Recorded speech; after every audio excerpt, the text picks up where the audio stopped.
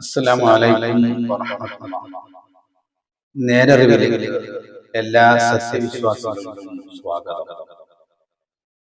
പ്രിയമുള്ളവരെ, ശറഫേറുന്ന ശഅബാനിൽ നാം പ്രവേശിച്ചിരിക്കുന്നു.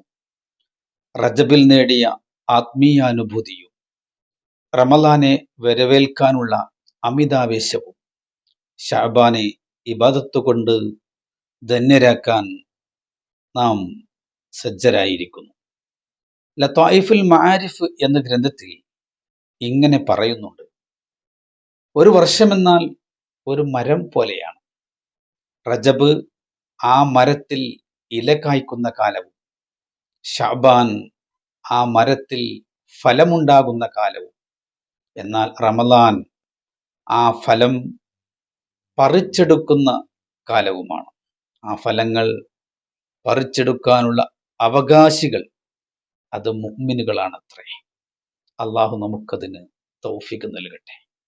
ആമീൻ യാ റബ്ബൽ ആലമീൻ. ജബും കടന്നു ശഅബാനണഞ്ഞു റമളാനിലേക്ക് വരുമോ? റഹ്മത്തു തന്നു പാപം പൊറുത്തു ഇത്ക്കും നമുക്ക് തരുമോ?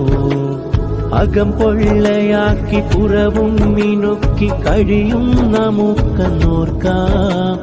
അഹദിന്റെ നോട്ടം ഹൃദയത്തിലേക്ക് എന്നും അറിഞ്ഞിരിക്കാം.